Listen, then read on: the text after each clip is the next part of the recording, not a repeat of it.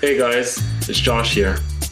In this APW live video, we'll be interviewing Gianna Pellerin, an APW grad who took the online course and scored 90% on their Sheridan Portfolio. APW directors Gerard Sternik, Vince Peets, and myself chat with Gianna about live drawing, layouts, and preparing a portfolio. As always, enjoy the video, and if you like what you see, subscribe for more. We spent, so you did the course 8 months, 6 months in class, learning everything, 2 months with Vince and Gerard, and then Josh showed up as your mentor at the very end there to throw a couple of TKO punches. Like you and I were talking about what I would call a current fashion. Animation tutors are a current fashion. You get a person, they tutor you, and then essentially what it rolls out to be a lot of times is what I call an aesthetic critique. So you do a whole bunch of stuff by yourself and they go, oh, that's nice. Yeah, that's pretty good. Yeah, and then that's it. And it's over. But the thing is, all the stuff that you need to learn to make anything, that's our job. So it's interesting because you were saying before that, because I asked you, so had you ever done anything like this in high school? No.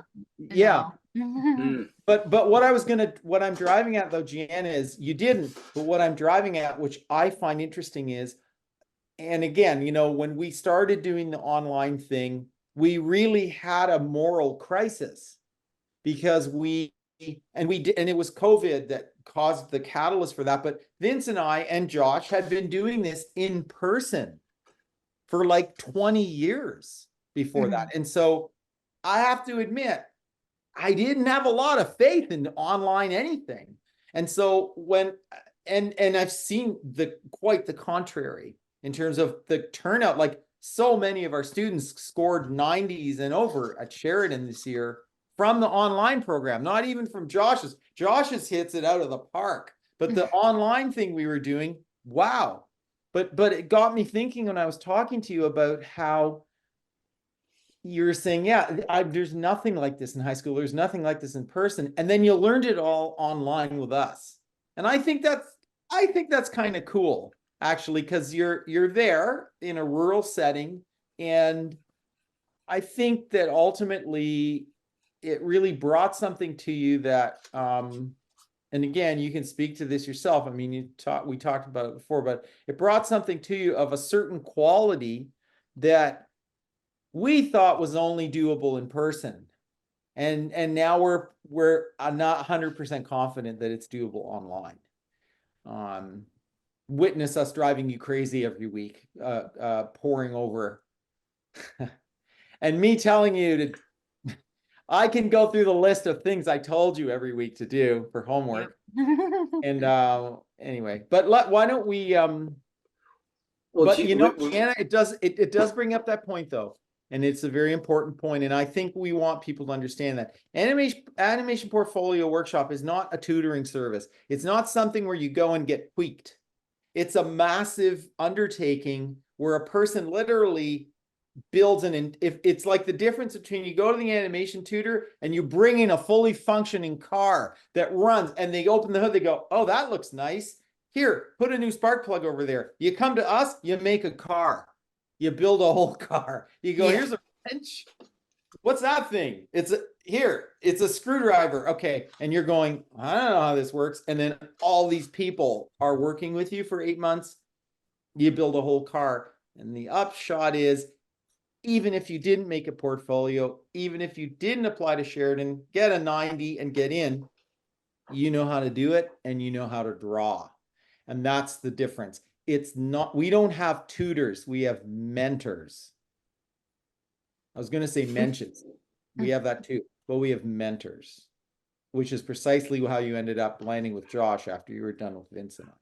Anyway, shall we look at some drawings? Why don't you go ahead? Yes. What would you guys like to focus or look at first? The layouts or the life drawings? Vince or Gerard? Life drawings. Life drawings? Okay, Josh, do you have them there? Because I have my Gianna folder. Yeah, I have the hands in some of the life drawings that you have here. Well, you know what? I'm happy to. Yeah, why don't you share yours? I'm happy to. Let me share my screen. So this is happening after you studying for 6 months with us. And this is just the life drawing part. This isn't even going into the drawing for animation part we'll go into. So these are done after 6 months of drawing class and over an 8-week period of, I would call that fairly intense critiquing, where we're not doing what I consider the animation tutor, the fashionable aesthetic critique, which is that looks nice, that could work, that's okay. It was, this is too long, this is too short, there's no structure. You're not drawing the hip correctly. I can't see how the arm plugs into the thing. Go away and draw another 100 and come back. And then we would go over all of those again and again and again and again. And that's how we kind of ended up here where we are. And actually, I have your score sheet. I can't believe I think I got full marks on these, and honestly, I'm just baffled. I was most worried about these out of everything in the portfolio, honestly. Oh, great. Yeah, And you know what? 10 That's out of 10, exactly right? what I want to, you know what, Gianna? That's exactly what I want to talk about. I want to talk about that because you know what you are now? You're an educated person. You learned how to draw, and I bet you, we don't have to do it, but I bet you could critique these drawings like no animation tutor on earth ever was able to. And you would tell me all of the proportional. I'm very proud because we learned all this stuff together. The proportional problems, the structural problems, the constructive anatomy problems, the shape problems, the plane. You could probably give me a list.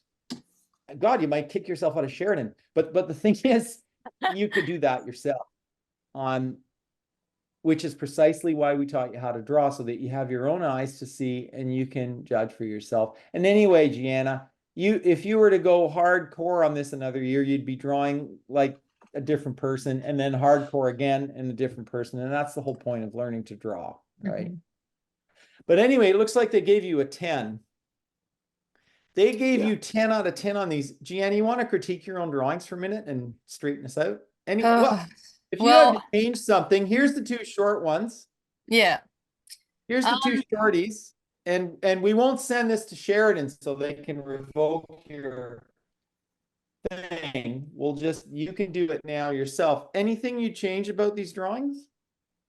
Honestly, it just boils down to more of them. I think I still lack a lot of the line confidence and like the confidence of like where all the lines belong. There's a lot of hesitation, like especially in the one on the left. There's a lot of like, well, I guess it's in both. There's very like scratchy like lines done over again, and there's a lot of things there I would change. That just needs way more practice, I think. And then there's things like the arm. I don't know how it's fitting in the torso too good. There's like this one here? Yeah. This one here?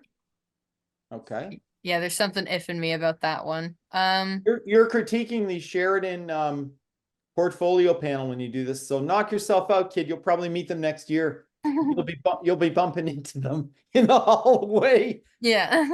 So you don't think that the arm, you don't think that quite works there? I don't know. It feels off to me. There's some things that are feeling off to me. I'm proud of them, but the one on the right I was very doubtful about. This mainly guy. because mainly because the feet are really just like barely there. Well, they're actually, Gianna, I would say again, these are all things we talked about, but one of the big things I think we got used to this with the shorter poses is, as one of my drawing teachers, John Gould, used to say, it's a crapshoot. And so what's happening is, I think, Gianna, we talked about this a lot. We talked a lot about the kind of structure you see in a life drawing that's drawn in 2 minutes or 3 minutes or a minute, compared to a life drawing that's drawn in 10 minutes or in 20 minutes or in an hour. And basically the idea is, and this is what we were teaching you, and you did learn it. And actually, Gianna, you came a heck of a long way. I gotta tell you, you did. Your progress was like astronomical over the period of time that we were working together. But the thing is, it comes down to what you leave out in short poses. And Gianna, and you know this because we went over it so many times, your proportions got to be there.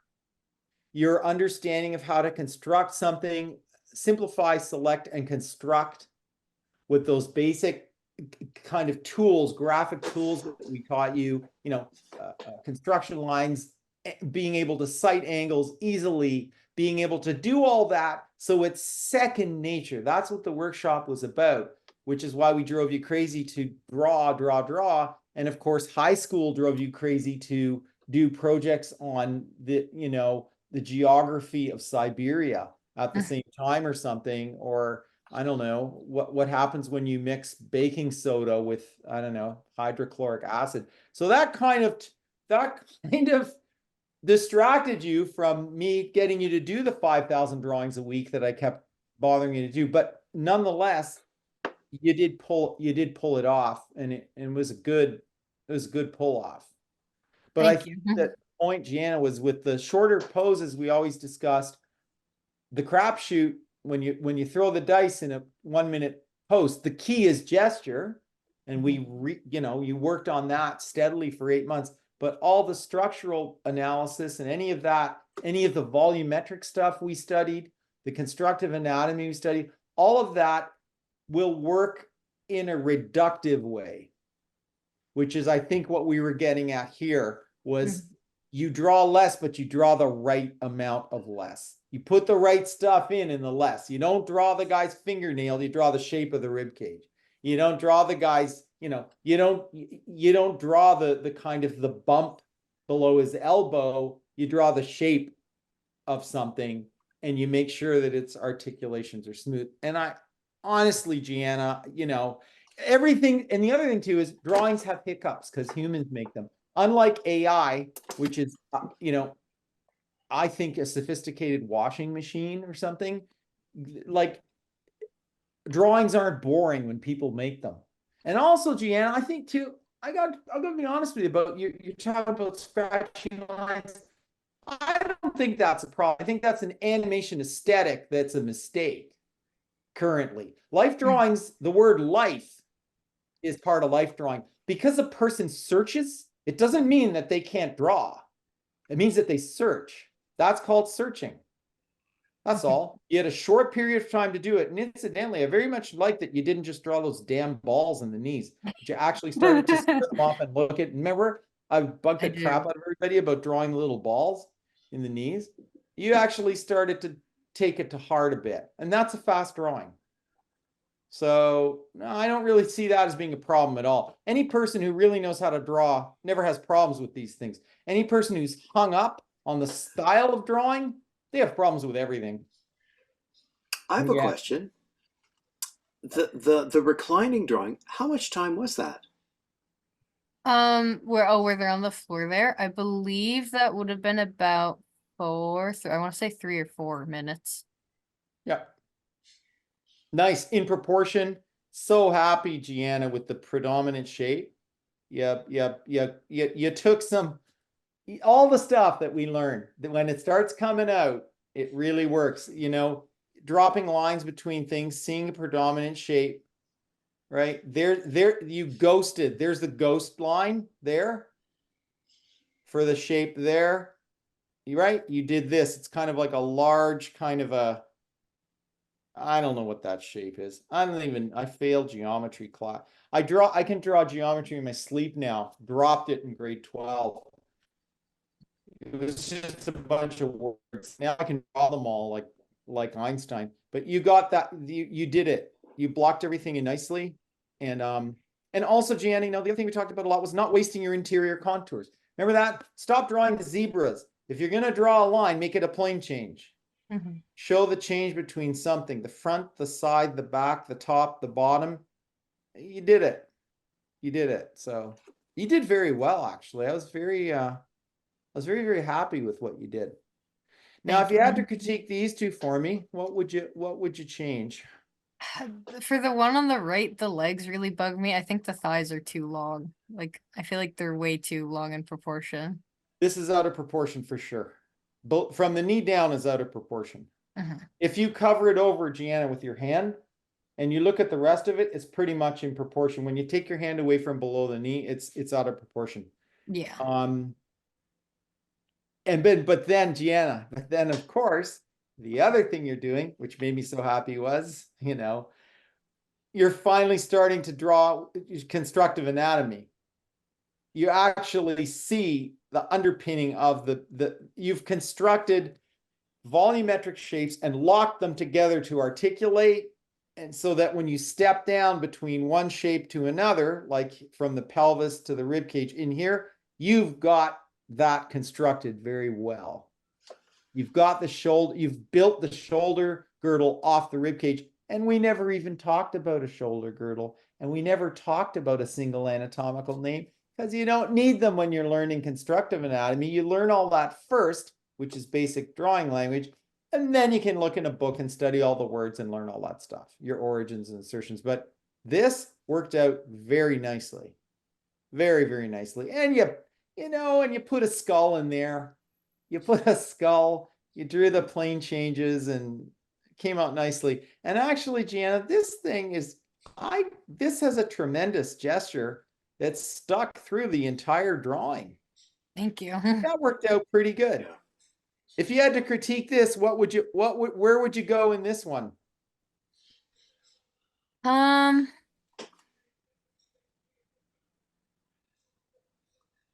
feel like maybe the arms could, I want to say the arms look a little long, maybe. Okay. I feel like if you stretched out the arm, particularly on the left, I feel like it would go below the knee, maybe. This guy. Yeah. Okay. I want to say maybe it's a little long, but I'm not sure. Okay. Wait, Gianna, does it feel weird looking at your 10 out of 10 Sheridan drawings and then critiquing them yourself? A little bit. I mean, you kind of you learn to do it to yourself while you're drawing anyway, but I also haven't seen these in a while, so it feels also very like, I'm like, wow, somebody drew that. Oh, wait, that was me. Whoops.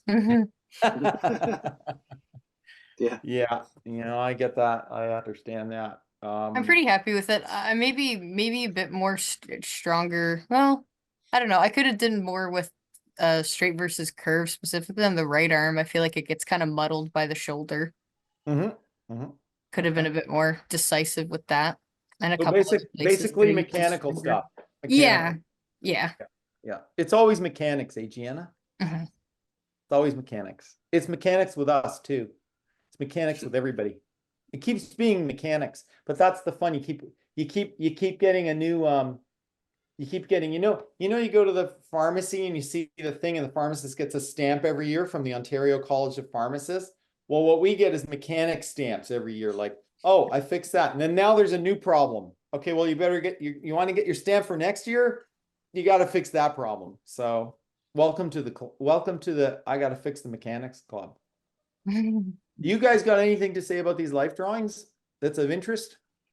No, I just remember when I was working with you, and I believe Gerard selected the 4 life drawings, and I believe he asked to replace 2 of them. But out of the 2 that you asked to replace, I don't think you made any ones that were stronger, at least, and we stuck to our guns and we just kept the ones that Gerard selected. Yeah, I did end up trusting. I trusted Gerard. I decided, you know what? No, I think I think I'm gonna trust him, because I think he did pick the right ones in the end. I had questions about the second short pose, the one with the feet kind of like not as detailed or whatever, and I just felt like it was kind of off balanced. And yes, that one. Yeah, that one I was not too sure about, but Josh also saw potential, and I was like, okay, I'm gonna go with it then. And I mean, it worked out. And I think it is gesture over everything else, and it's shorter than the other short pose. So I'm happy that I picked it in the end. But I think it's because I knew that I could do a better one than that. But when it came down to it, I didn't really have one that. But also, it feels like everything's there together, right? Everything is working as a whole. Yeah. And I remember a lot of your other gestures that there wasn't that quality in your drawings. It didn't feel connected as one unit, right? So that was one of the reasons why I was like, you know what, just stick with this drawing. Right there. No, Josh, that was a good call. And Gianna, you know what too? Again, we did this so many times in the critiques. The checklist, like if you're doing a 2-minute drawing, it came down to, what do I leave out? This is the thing. I'm going to make this distinction because you would come into contact with this more than us. What we see a lot that's happening now with younger people who are making portfolios is not a good thing. What they're doing is they're copying styles. They're going on YouTube or going somewhere, a chat room or something, and they're copying styles. And then when they cop the style, they get into a school, they could even get 100 on a portfolio. They still don't know how to draw. And what we're seeing, which is a little scary, is that AI is waiting for you at the end of the road at animation studios. And of course, AI is a monstrously good copy machine. And so what this is starting to look like from our end, way at the beginning of a process with a young person like you, is the skill level to first learn this language and then commandeer the language and then put into it. You can't help but put yourself into it. It's like Vince said, somebody asked him, how do I be original? Vince said, don't worry about it. If you keep going, you can't help yourself. If you learn the language, you can't help yourself. It comes out. Not so with AI. AI is a copy machine. So the thing is, we see a lot of students who, if you look at this drawing, Gianna, it's like Josh says, here's what's in this drawing. You've drawn the whole thing as a unit. It's actually entirely in proportion. It has its little tiny hiccups, a too small foot there or there. But given the time increment, given what you're dealing with, the fact that you've managed to capture the whole gesture, draw the whole thing as a unit, get it pretty much 98% in proportion. And actually, Gianna, you nailed the big volumes in here. Even in such a short time, you got a feeling of a whole torso bending on the upper legs and the knees and the head, neck moving back. You got it all in whatever, 2 minutes. That's no small potatoes. So, and the point is, you were taught how to do all that. And of course you need to be better at it. So do we, which means another 10,000. Oh, we're so lucky. Get to draw another. You know what? You tell me that, I jump out of bed. Where's the pencils? Let's go. Okay, that's the difference between commandeering your own practice and kind of copying a practice or copying a style.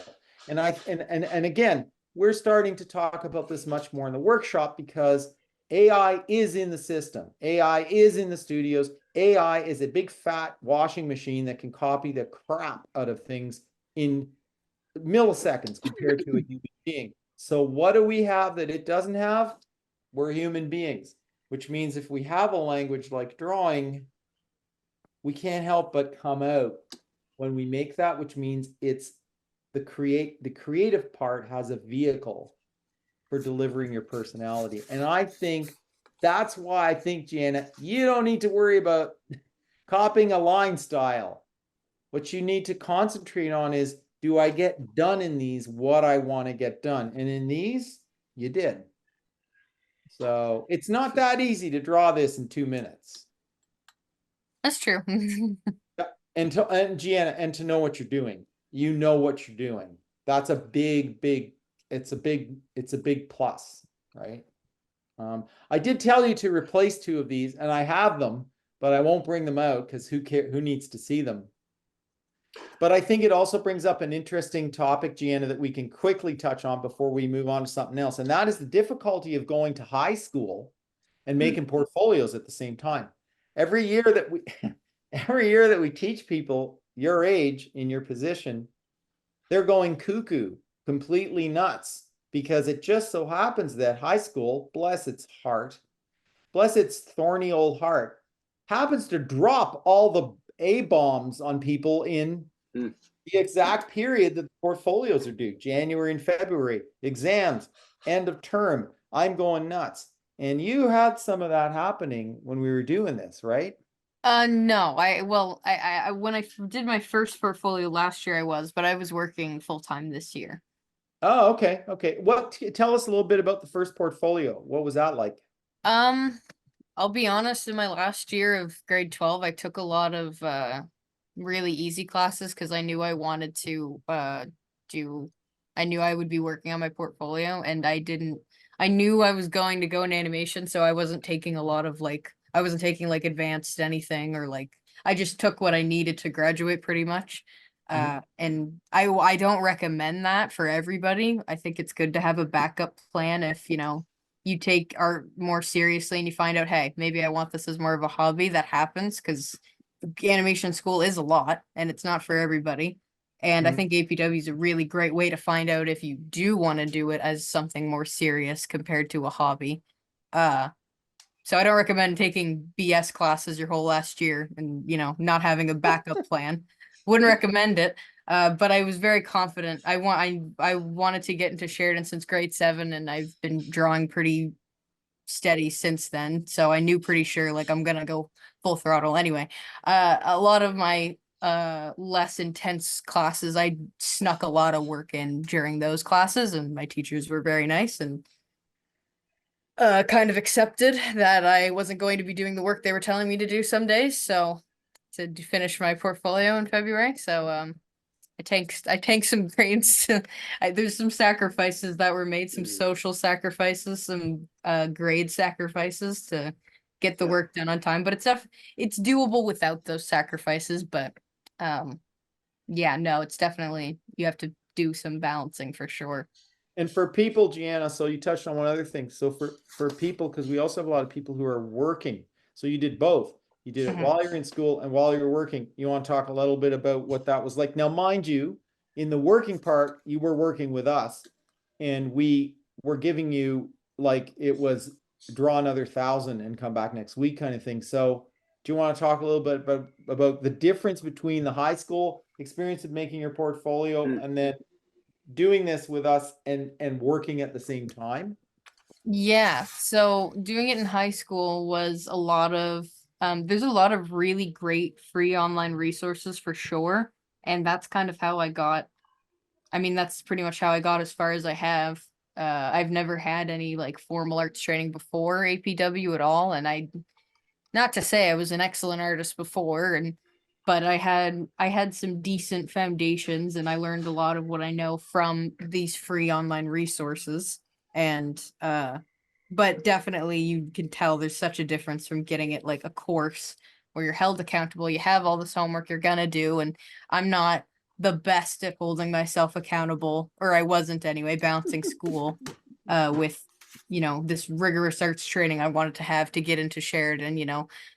So it was very unguided, and I was very scrambled, like doing a bit here, doing a bit there, like, oh, I feel like drawing faces is hard, so I'll find this little tutorial on how to draw faces. Like, it eventually does work, but it's much different than having a full curriculum you're following, where you have all these little classes and you're made to like hone that skill each thing, and you're held accountable. You have the critiques to say like, hey, you get the feedback, which is what I didn't have really at all, was the feedback of, hey, this is working, this isn't, or doesn't look like you're getting this concept, but you're close, like here's how you get on track. Like that I didn't have at all with learning online with free like videos and stuff. And again, they're great, but it's just a whole different realm to be able to do a course where you do have that feedback. You have like a well-built curriculum. If you have ADHD like me, it's easier to have somebody tell you what to do than have to hold yourself accountable, because you know you got to turn in your homework. You have a due date, and I find that how my brain works, I find that easier to motivate me to get it done if I have that due date. I like structure is very important, so having that structure for learning was really important for me too. But yeah, and balancing APW with work was hard because I was working pretty much every weekday. For a couple months, I had a lot of shifts, and eventually I asked to go kind of like half so I could focus on school a bit more. But I remember actually, Gianna, I remember you talking with me about that. I remember yeah, so the conversation, like Uncle Gerard is going to sit down and, so Gianna, I'm wondering, that job you have, can you cut your time in half with that job and draw the rest of it? And you're like, actually, I think I can. It's like, yeah, because it was just very exhausting to have I'd work like 9 to 5 or sometime 12 to 8. like every day during the week, and then I'd have the weekends off. But that was for APW. So I mean, it's different when you get to sit in your pajamas and be on a video call and do your work. It's definitely more relaxing than going to work every day, right? But it's still work, you know. You're working very hard when you're in class, and it's not just a couple hours, you know. You get a full day's work in. So it was very exhausting for a little while, and I remember asking, well, I was like, hey, I need some days off in the week, and they were like, what do you mean you have the weekends? And I was like, oh yeah, that's right. I do, but I'm also kind of working. But anyway, it was balancing for a little while there, but sometimes you do got to tough it out, because not everybody has the luxury of making their work schedule around school. Sometimes you really do need the money. So yeah.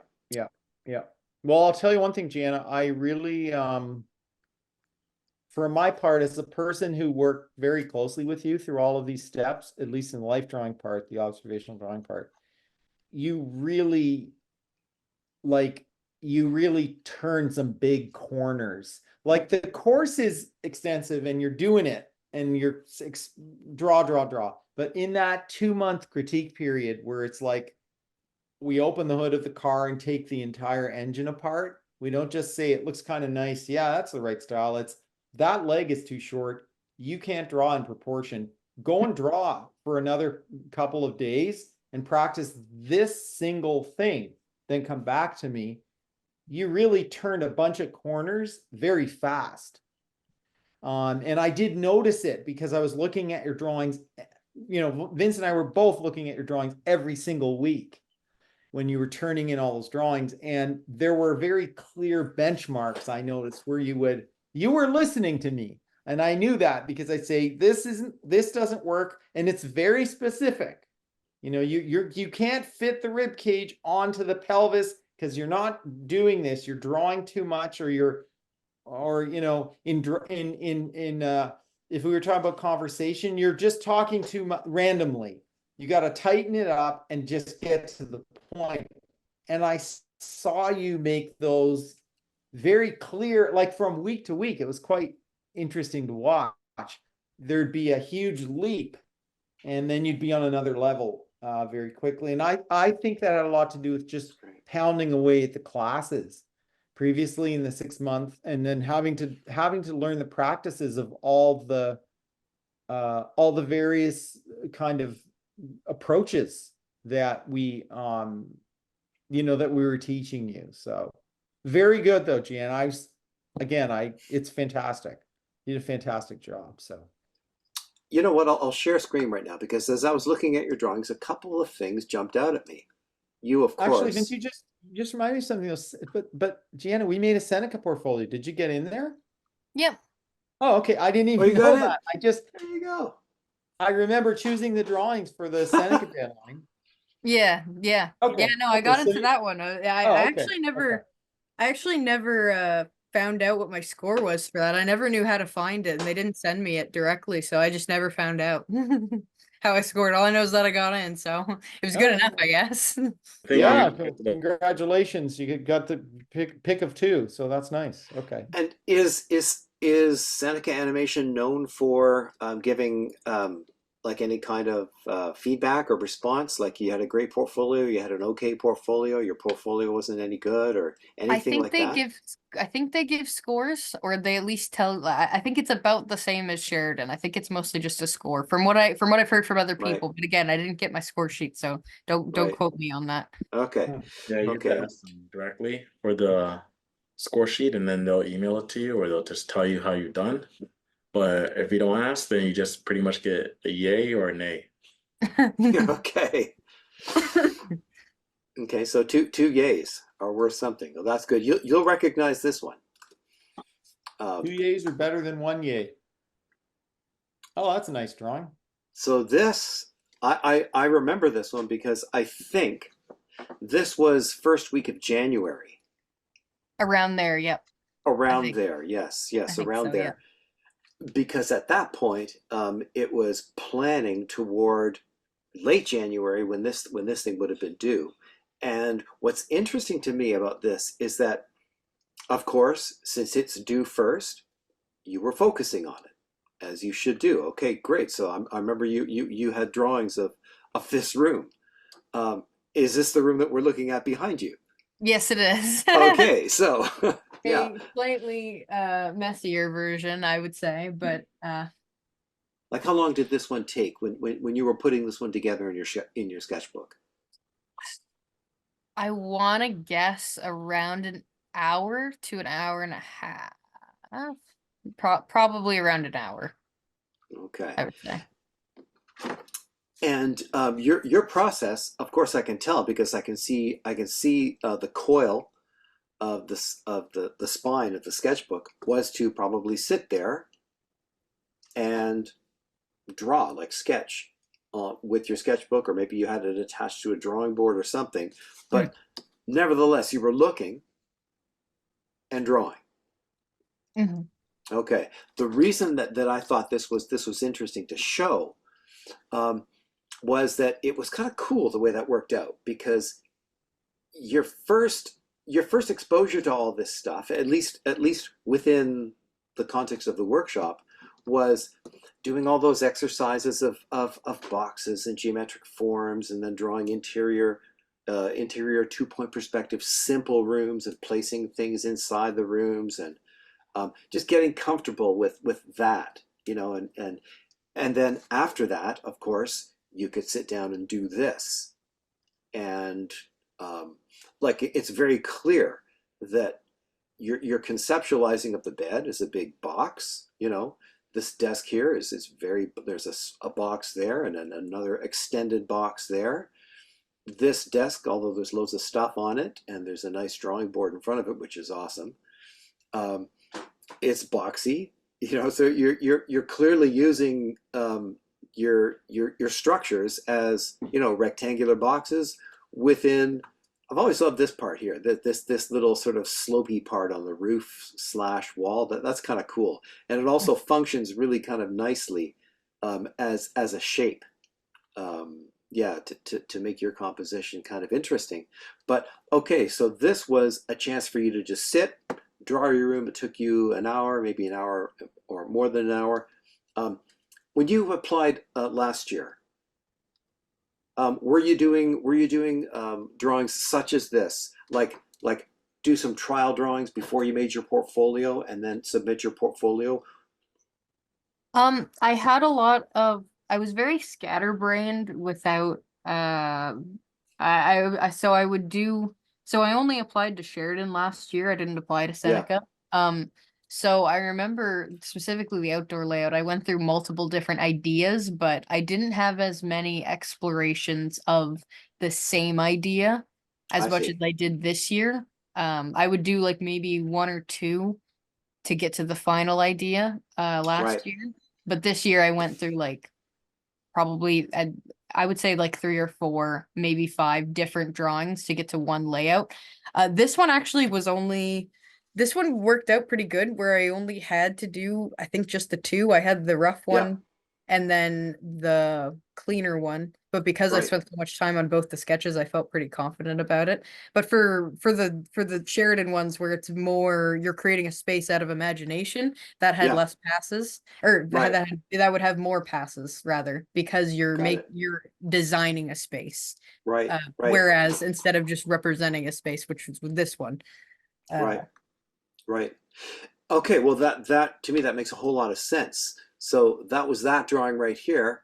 And then the next one, I guess, is sort of your next stage, isn't it? So you made the first one, and then you went back and you got a little bit more particular. You got a little bit more specific with some things. You did some slight rearranging of things. I'm finding that there are a few interesting things about this drawing here, that I think must have happened just organically, like within you as you drew, rather than you being really explicit about it and thinking about it. One of those things is you've got right here, nice big wide open shape there. Another one right there. Right here on the floor, you've got this nice big wide open area.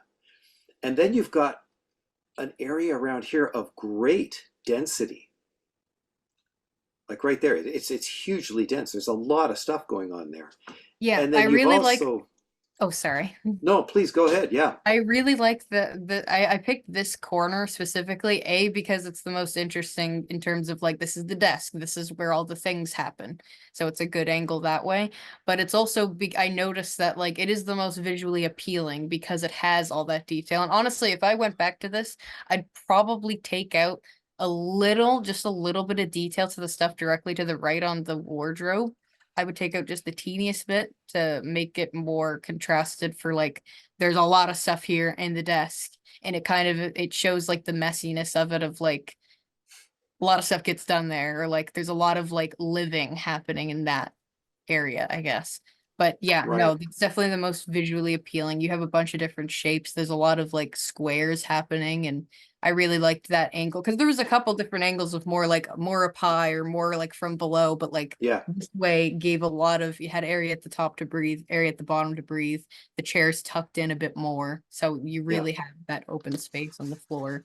And then like the Honestly, hamper and the boxes are placed so that it like keeps Yeah. your eyes back into that instead of wandering too Very far good. off that way.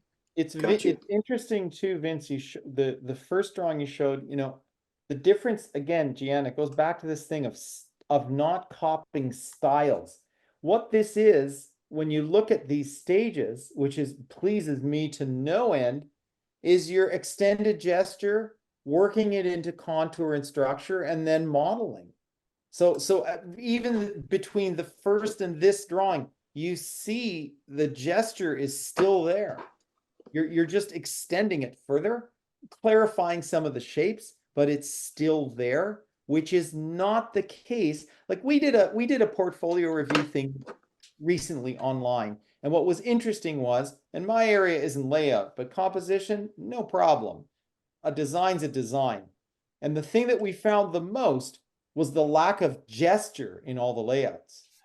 Now, people were copying what I call the scenic arts style. You put these flat things one in front of each other, and you get your layout. You make the line black on the first one, not so black on the next one, like little parts of a stage or something. This drawing, because it's a drawing, a layout that's a drawing, and because it's from observation, you see all the observational drawing stuff you learn directly coming into the process. You started in September with Michelle, September, October, November, and it was twice a week. So it was, like 2 full days of classes per week, each weekend. So when you got to January, it was an opportunity, like Gerard is saying there, for some of the things that you were doing over here, life drawing, to just seamlessly appear in a drawing that isn't commonly associated with, drawing anatomy or gesture drawing, or, like Gerard, like what you're saying. Like I feel the same way about the arrangement of the elements in this. That to me, it feels like a drawing for sure. And to me that was kind of interesting because, okay, first things first, the two Seneca drawings, and I'm sure you're thinking, oh my God, I got to get these things out of the way. I've got to do a great job. So you got to work. Nevertheless, you were right in the middle of learning a number of other things and practicing them over like a good long extended period, so that when you did, jump on this and decide, okay, it's time, you had that all going in the background, which to me is very interesting because these, you draw something by looking at it, you draw it from observation, and as you said yourself, Gianna, about like, that's one thing, and then you're asked to create a layout from your mind, just from your imagination, and that's another thing. And something like this can show how those two things, they spring from that one experience, which is observation, and you do that enough, then you you're able then to go ahead and visualize. It's almost as if you filled up your unconscious or your subconscious with all of this other work doing observational drawings, and then when it's time, you can now, pardon the pun, you can draw on that, right? It's there, it's there for the taking. This one here, this was the final one. I think I actually went back and I think I added some texture to the floor a little bit.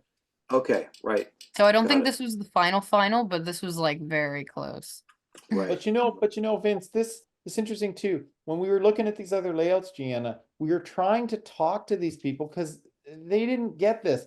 We were trying to talk to them about the basic language of the line thing that you learned in straight and curve and formatting and all that with us, how that affects the dynamic of a layout. And what we were finding, which was really unfortunate, was people were using a lot of lines, but they weren't able to lead us in or out. And in your drawing here, which is so nice to see, you've got that nice kind of wacky door angle coming in on the right, which automatically creates, Cezanne would love that. It automatically creates this tension. But then when you get down to the bottom, you bring us in on a diagonal, the basket, the other thing, you, like Vince said, you can go around the room, you come out, even up high, the drapes, the left side of the drape leads down into the pillow, into the line of the blanket that comes all the way out on the diagonal. In other words, you can walk in and out of the design. That we never saw in the other designs. What we saw were stage sets and people using lines and not understanding how to use them in terms of transposing their gesture into a straight or curved structure line. And it was really interesting doing that from scratch with the indoor layout for Sheridan. It's one thing to rearrange what you have already, or like it was just a couple things of like basically it was just the basket and the boxes really that I kind of rearranged a bit myself. But designing that space from scratch with a story in mind and with logic in mind of like, this room makes sense and it's functional and it serves a story and like it fits the characters, like it looks like it would belong to that character, and then putting those characters in that space is like almost like I would say a step up from this as well, which is like a new challenge, which is good that Seneca was first because this was like a good practice of that, and then a more challenging assignment as well with the I was gonna say that actually that it was not a bad thing that you had to do this thing first. People talk about a layout having a story, and while that is very, very true, and Josh, you said something, so remember what you said, because I want to follow up on that, but I just want to get this out first because I know I'm going to forget it. I'm older than you, and I tend to forget things, but I guess the fact that this came first and that people equate layout with telling a story, and of course the reason they do that is because a layout in the context of an animated film is a location for some dramatic thing to happen, and good, fair enough, that makes a lot of sense. But here's an interesting take on your drawing here, and maybe you were thinking about this consciously, maybe you weren't, but nevertheless here it is and I see it. There is a story being told here. There's a story being told. Big time. Just big all time. of the presence of all of these things here. This is if you look at this enough and you see, okay, there's a chair, and right beside the chair, it's probably a little bit too close to the chair, but that's the way it goes, right? If you're working on something and you just put it down right by your chair, there's not enough room. That alone, that tells a story. And to me, that this idea of storytelling is what happens in someone's room. Like, for example, what I was saying before about there's a density of lines right there. There is like furious activity here, meaning, of course, that, like you said yourself, this is where the magic happens. You're maybe the chair is facing the desk and you're sitting there drawing, or maybe it's facing the other side of the room and you're drawing there.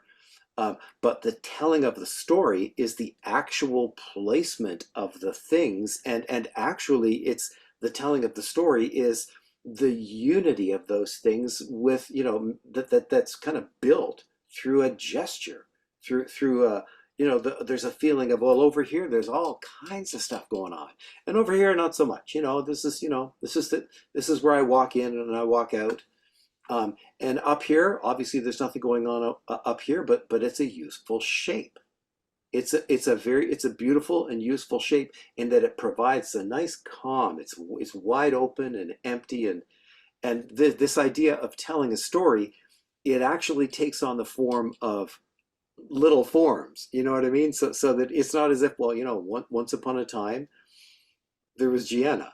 And the story that this is actually quite autobiographical. When I look at it, I'm just thinking I can relate to this. You have all your stuff where you want your stuff, and then you get up and you go back and you start working on some drawing, and then you put it down. And so I think that the idea of telling a story with this through observing is a really good beginning for then taking that next step and doing other layouts for, if it's a Sheridan portfolio or if it's a CalArts portfolio, where you are asked to come up with this stuff from your previous experience and to take it from inside of your memory and draw it. If you've drawn 5 or 10 or 15 or 20 of these, you have given yourself a lot. Josh, you had something that you wanted to point out. What was that? I was just gonna piggyback off what you're gonna say. But one thing that I'm noticing is the contrast. Even though in that dense area that Vince you're pointing out, the center where the computer is, you have the sticky notes on the wall, the poster, you have areas that contrast that too with the chair. The chair not being as like more of a simplistic kind of shape, and the drawing pad there as well. And one thing, because we were reviewing another person's portfolio before with the APW Live, and we noticed how people I want to talk about this as well with when you go into your digital layouts, is like zooming in and going heavily on detail in the stuff in the background, right?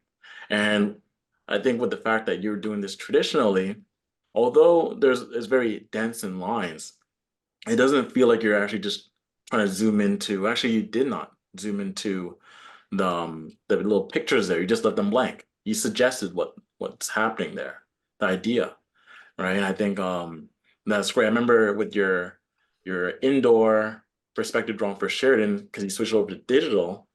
I remember you were zooming into like all the little details in the background, and I was like, no, get rid of this and get rid of that. So, but Josh, that speaks to Gianna. See, that gets into what that gets into, which is a very interesting topic, which, believe me, it's going to be one hot tamale for you guys for the next number of years, is a machine. You see, qualitatively, what Vince is saying is when the human eye looks at things, it looks at it as a human being. Therefore, as Josh says, you trot out the things that human beings trot out. I can't see all this stuff. I can make out some dense areas and I get some of it, but I don't need the rest of that, so I don't put it in. That has a human stamp on it. Yeah. And the thing about yours that I like, see, it's very interesting, Gianna. I'm the opposite to you. I think the standard issue layouts that get handed into animation school are the most banal, boring things I've ever seen. What you just did there, do you know what that is? That has more character than any of those. You know whose character it has? Yours. And and Gianna, that's going to save animation. Thank you. The washing machine. Pressure. Well, no. So I'm saying the washing machine, even if like David Hockney, who's a very smart guy, they give the washing machine 2 cameras to look with, 2 eyes, it'll never be sentient. So that room that you're in, that stuff that's in your room, all of it is your stuff. The story, it's like a Miyazaki layout. You know who drew it. You know who's behind it. That's the benefit of actually doing the things that you've done. It's when you get into the animation layout tropes, and those are all stylistic. How do I make it look like the one that gets in? Boring. You'll get in. Boring. put the little Z's over it. I got a 10 and now I can go to sleep. That layout you drew is packed with real life character. Yeah. Not I love a that one. trope from Actually, a let's grab it YouTube again. video. You know what I'm saying? And that's what's going to save animation. Because the washing machine's going to be able to cop everything, but it'll never cop being human. It's got no body. It's got no eyes. It can't sit down in a chair in its room and feel real space and create a layout based on that. Like, I'm sure there were many more pages than this. And this one just represented like a group of, okay, some of these could work, and so let's look at them and let's learn from them. This process of making small drawings, what kind of experience had you had with this before? I had known that it's something you should do, and I've done for a few illustration projects in the past, of like Yeah. different iterations and stuff, but I really started exploring way more iterations through after I started with APW. I think it really encourages that. It comes from what Gerard was saying about, okay, now go back and do 5,000 more. And, because Right. you learn something from every drawing. So the more you do, and the more, like, a lot of these were studies from different layouts with like a little twist to them. So I'd see like artists, like concept artists and illustrators I admired on like Pinterest and stuff, and like finding out, okay, what makes this a great composition? What makes this a great piece? Like, what's the focal Yeah. point? How did they get there? What kind of techniques did they use? Like, okay, they used the tree with like that curve to kind of lead your eye back into like the focus, and like the trees, the vertical lines of the trees in the background, they also bring something back. So I was like, okay, I think I really want to do a forest thing, because there's a lot of great natural shapes, and I was like, okay, but I want a building to kind of have a bit more. A building in the middle of a forest really is a really great contrast. So I knew generally what I wanted, but there's so many different ways you could execute that one idea, and that's Yeah. what thumbnails are really great for. Right.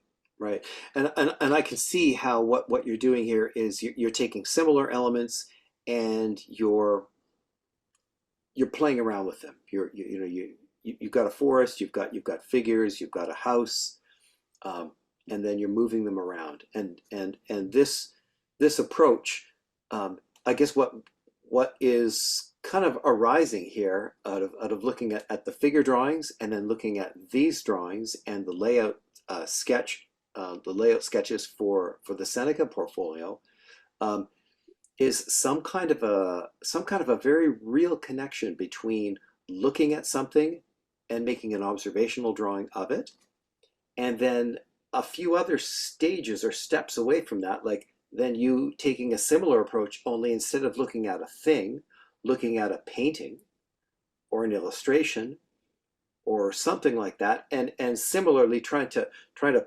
pull something out of that and learn from it, right?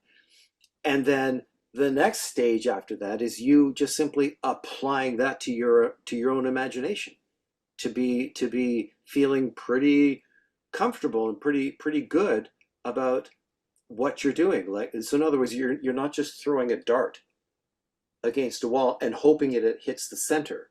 And I do think that some people do have that approach, when they're taking an enormous thing such as this animation portfolio, and they get their sheet of paper and it's time to throw the dart. Will this be the one? Will this be the one that lands right in the center? As opposed to what you said, well, make a whole bunch of these. Make far too many of them.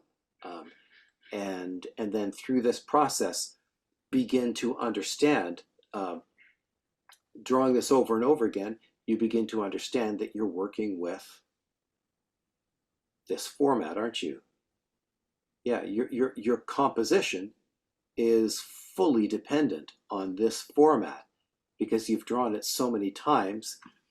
Then when you head back to to do something like this, you're seeing your page as that format, and so you're reiterating this idea of, okay, now that I'm making a composition, it's within a frame.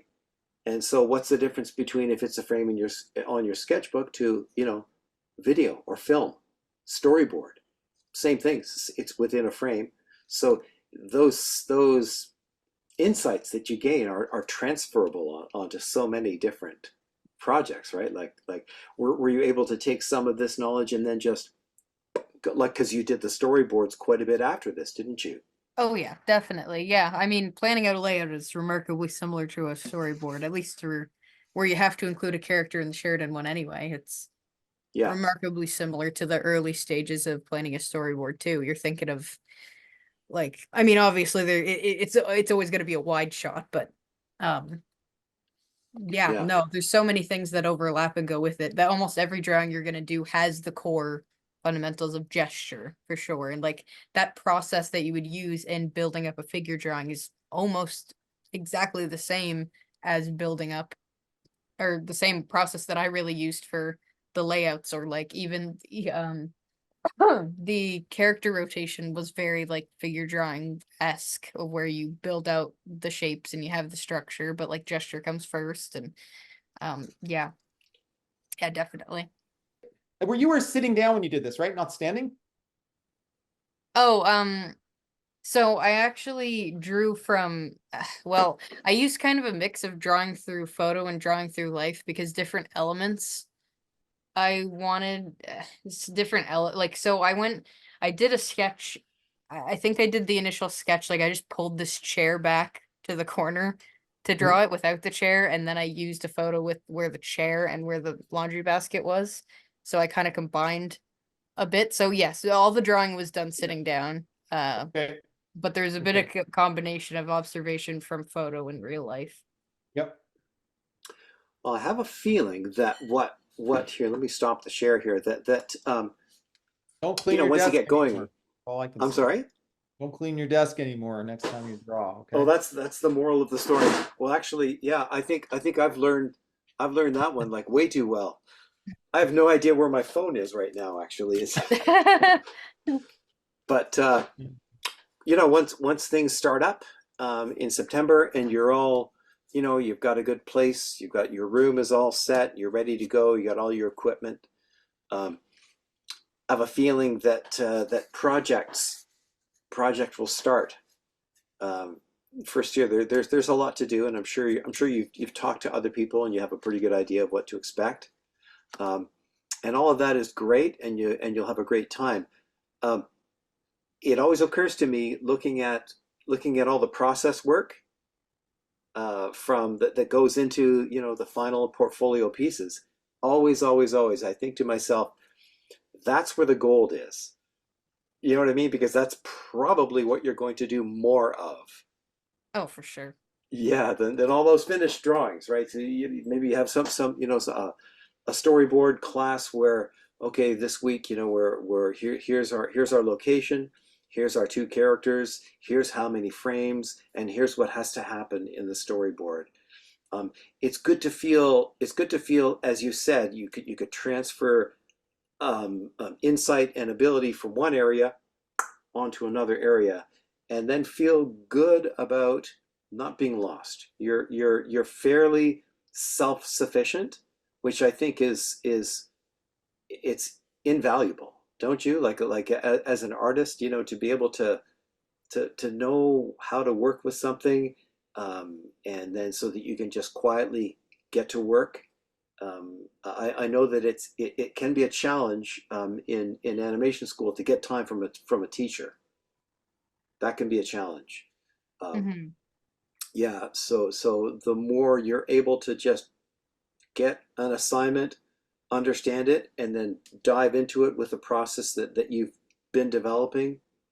And I'm sure you're continuing to fill up sketchbooks with other things, characters, stuff. Yeah. Yeah.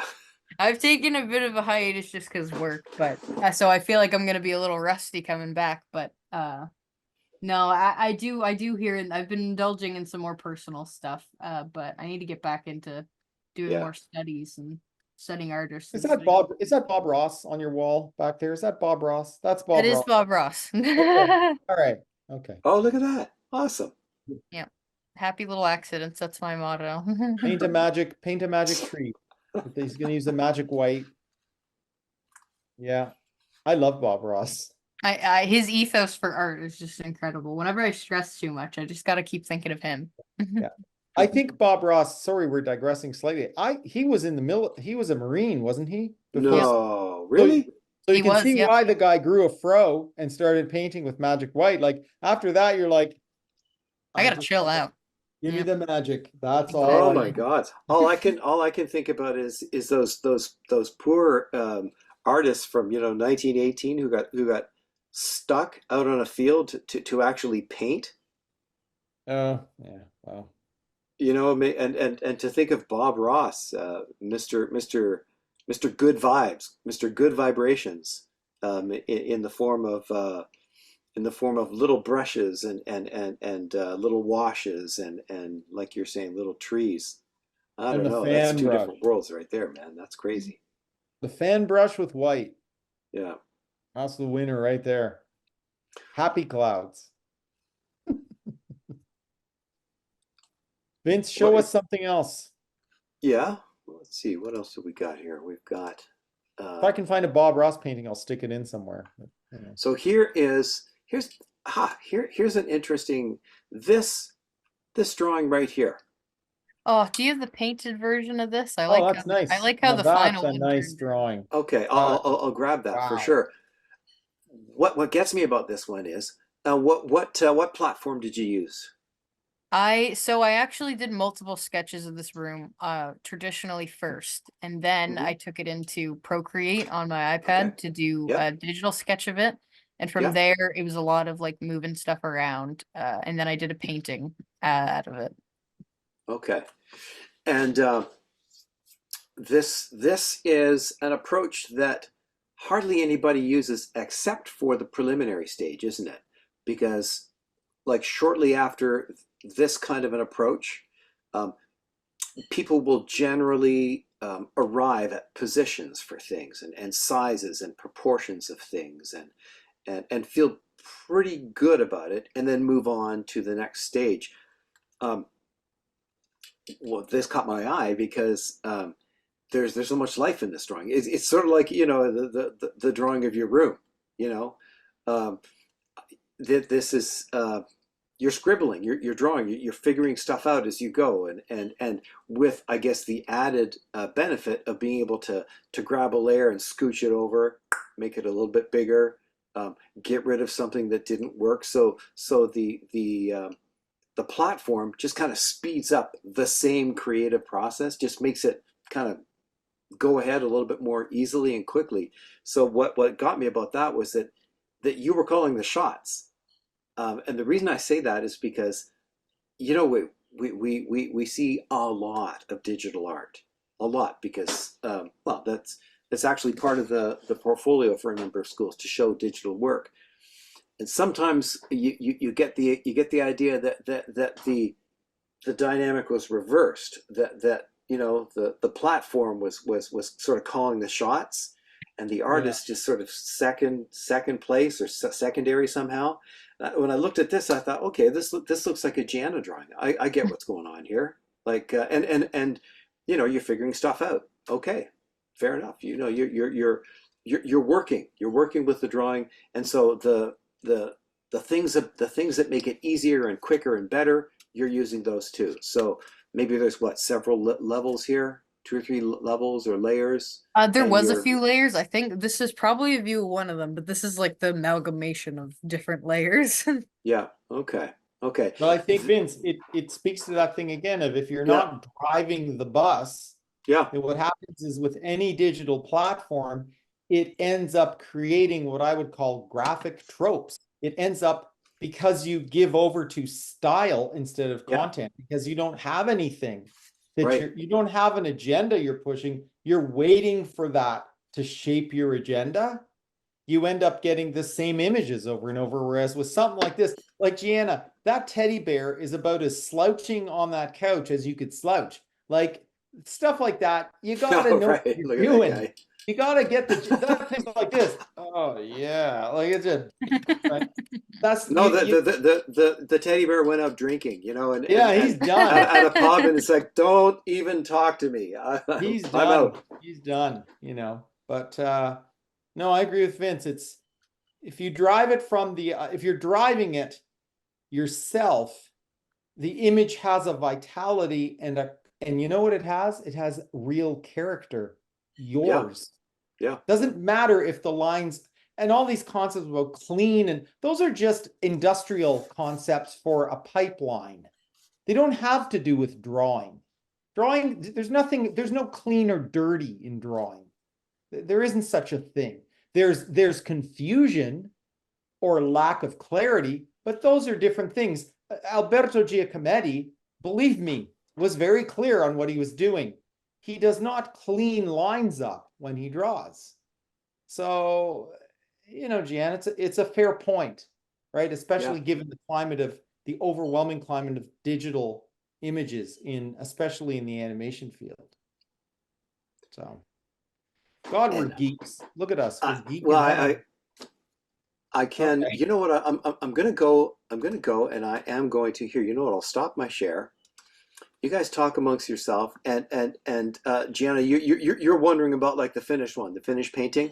I've got it here. I'm just gonna grab it, and then I'll be happy to hear what you have to say about it. But just give me 1 second. Don't say talk amongst ourselves, or I'll start some topic, and I'll be talking about it for 25 minutes. Okay, how about this? I've got. Gianna will be like this. Hey. Oh, are we still going? Oh, we're ahead of you by an hour and a half. It's midnight. Yeah. I'll just say, look, if silence is preferred, or if Josh, if you have a joke to tell or something like that. Actually, Vince, I can actually send it to you. I have it. Give me 1 second. Let me see. You guys are like sending things back and forth. There you go. You've got the thing, right? They have a secret group chat without you, Drew. There you go. Actually, I like that. I fill up all the rest of the chatting over here. We can start our own group chat. We're gonna, Gianna. You and I are gonna have our own. Forget these guys. Yeah. You guys are out. Okay. Thanks, Josh. Sending That's your awesome. pictures back and forth to each other. Huh. We'll show you. Okay, let me come back to this. Okay, so this is what you're talking about. Yeah. Where you were now this is also worth pointing out. That the way that you arrived at this, like for example, intuitively, you thought about this, you thought about this direction as being important. Intuitively, you connected that with this. And here we go, the star of the show. Yep. And it's Gianna, still slouching. Slouching. And the girl underneath the blanket slouching. And you know what I like? You chose two qualities of light. Nice going. Yeah. Nice going. Daylight and twinkle lights. And you put them together. You never see this stuff. You just see the same. Yep. Yeah. Honestly. And does this represent like a big like an interest of yours, like making a drawing, going that then thinking about like a color scheme, tone, color, and then rendering on top of it or with it? Definitely. Yeah. On top of it just being a design for the room, I had this designed as a story as well, where like basically the kid has like behind like in her closet, her pillow fort leads to like her own little imagination land where she she like escapes like the dull, very desaturated colors of like I don't know.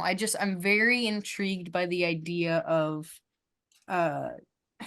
childhood and adulthood and like seeing how children see the world. Like you have like this little warm, really like a more saturated light in the middle where she has her drawings and stuff, but like as you get further away I feel like it's a bit like you get that muddy yellow of like the blanket and like the midday where it's like partly cloud, like it's mostly cloudy out there, so like the light's very desaturated and like it just I don't know, I'm just very intrigued by that idea of like the saturation kids view the world with compared to like adults, Yep. and like how they Yep. how kids deal with more adult things like that they Okay. run into, like their parents fighting, or like Yeah. you know, there's dark stuff that a lot of kids have to deal with, and like where they go, where like they find this, Oh yeah. they find their color and all the desaturated stuff, and just that whole as a story like really really fascinates me, and I thought it was really worth exploring, so I had a little project about it.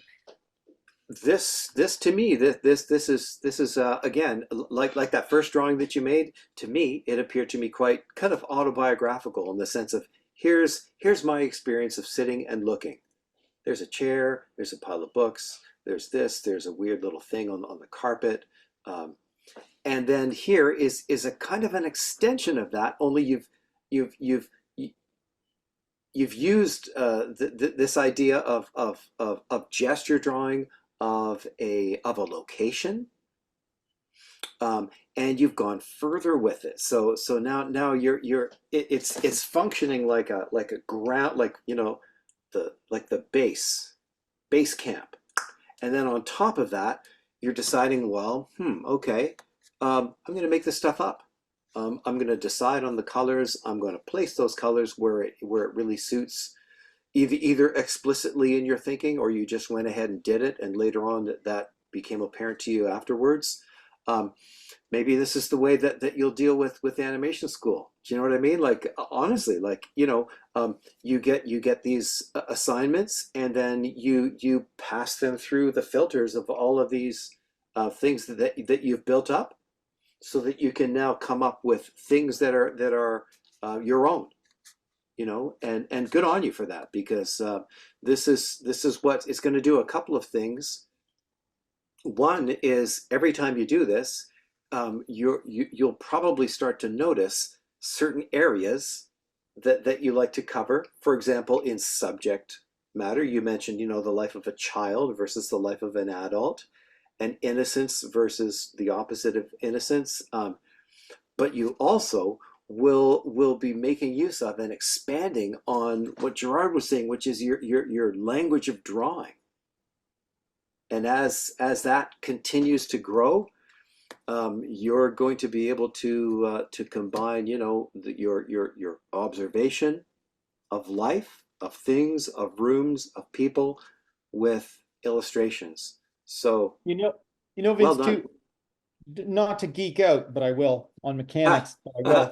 The other thing about the gesture, because just gesture, it's just gesture.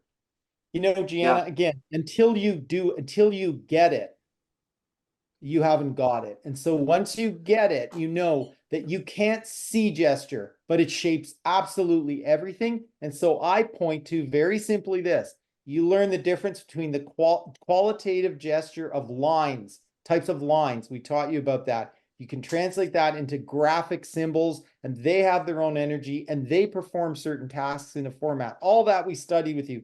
And then you actually bloody well use it in the absolute, in good taste, in the correct context here, where you take us through the blanket and it drapes lazily over the bed and it comes down to the sheet, and the edge of the bed is a fast straight line. And if you took away that sheet and you took away the contrast of that nice fluid languid line, and you just had the kid sitting there and the blanket kind of stopped at the bedpost, and then a fast line, it would take us right out of the design.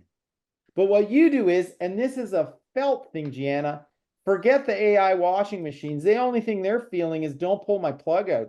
You follow the line, and look at what you do with it. It's all gesture. You take the edge of the quilt, you weave it underneath Teddy, and now you've got this other structure that's giving this whole picture here of the light hitting the top plane of the bed and the side of the bed.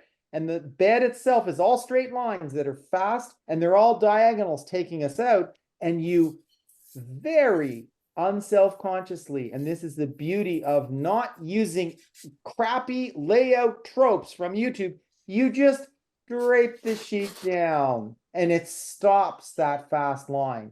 And then you curve it back up. And so now you've got it's straight and curved. You got the two contrasting things, and you bring our eye right back up to the corner, and we're going to leave. No, we're not. You put the other edge of the bed to stop us, and look what you do.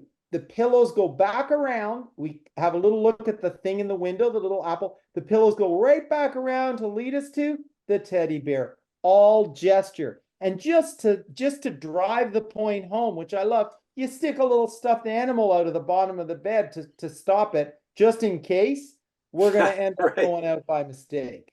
So, you know, that's the 10 out of 10. That's when you use the gesture. Oh, who's that? Your sister? How's it going? Nice to see you. Hi. But you see what I'm saying though, Gianna? This is something people don't understand because they don't go deeply enough into it to understand how it shapes. And for me, again, I can only speak personally, all drawing, it's only about gesture. All of it, the structure, the light, the shapes, it's just about movement. Everything's moving all the time. And when you start to tap into that in reality and you feel that through in your drawings, oh, it's like Bob Ross. All the magic starts to happen. And your compositions, Gianna, they work and they're not a bunch of hackneyed tropes that you styled from someone or learned off some website. They're actually, this is you designing something. It's very natural, but it's structurally sound. And that's the combination of mechanics and feel that you don't get unless you actually learn it, go deeply into it, and dare I say the word, master it. So that you own it and then you can use it. So I give you 10 for that part. Thank you. That part right there gets a 10. That's it. Yeah, awesome drawing. And I think you just had I think you just had DoorDash or a member of your family deliver something to you. So no, she wasn't delivering nothing. She was just standing waiting to talk to me. Okay. She was taking stuff. Okay. Well, Gianna, thank you for being generous with your time and talking about your life drawings and your layouts and everything. And we wish you all the best. You know, like when things start up in September, you know, you've got a lot ahead of you, and it'll be loads of fun. And keep on drawing and making great stuff. And the good news is, like we taught you about selection, had we gone through your whole portfolio, you'd be here till tomorrow morning. So this way, is true. This way we dinner time, right? Yeah. Couple of hours, Oh yeah. that's enough. Very well done, Gianna. Terrific. Great job and congratulations. Thank you so much. Yeah. So we'll be seeing you, you know, around the animation. What do they say? Around the animation. That's right. We'll keep our eyes open for sure. Yeah. Thanks so much, guys. Okay. Thanks, Gianna. Take care. You as well. Take it easy. Bye. Okay, bye.